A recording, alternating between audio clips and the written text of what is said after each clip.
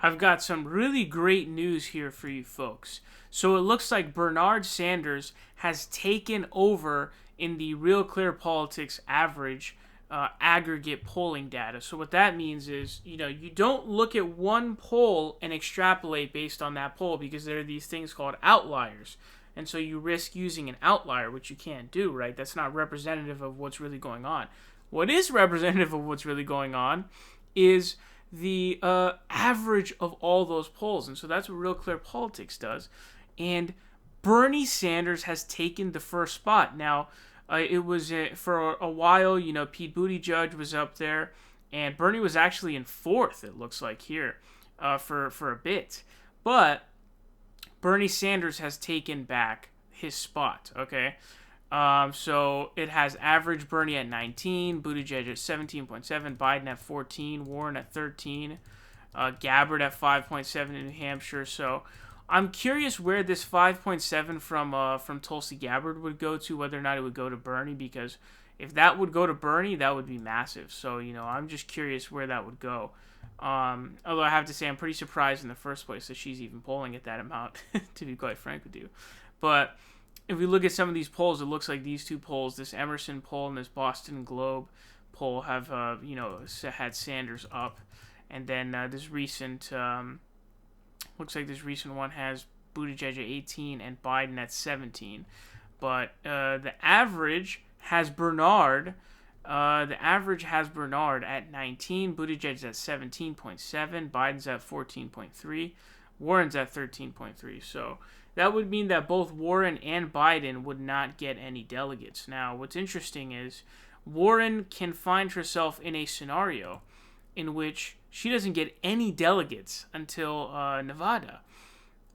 Because it looks like from the Iowa polling data that I saw, and we can just click on this here. When we look at Iowa polling data, what it tells us is that Warren is at 16. So she's in a dangerous spot right now, because that means that she's very close to not getting any delegates. And so as you guys know, remember, you need 15% in a given state to get any delegates whatsoever. So if you get sub 15 delegates or percent, you're not getting any delegates.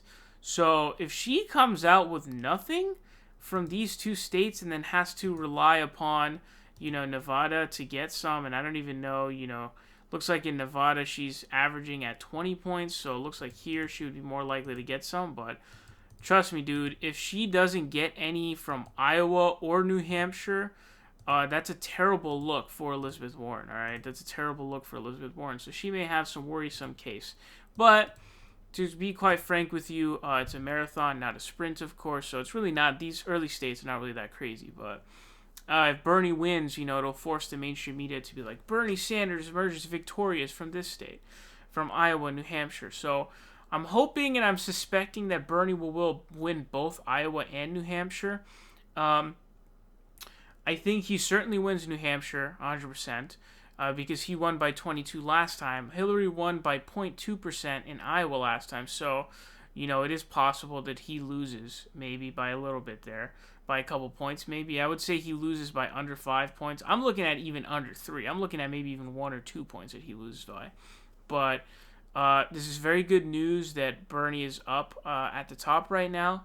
And we are getting really, really close, folks. I mean, this is, what day is this? February 11th?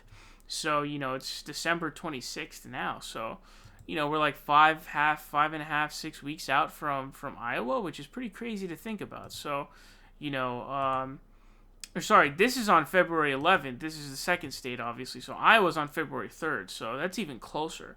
That's more of like, 4.5 to 5 weeks. So, we're getting very close. This is very good news.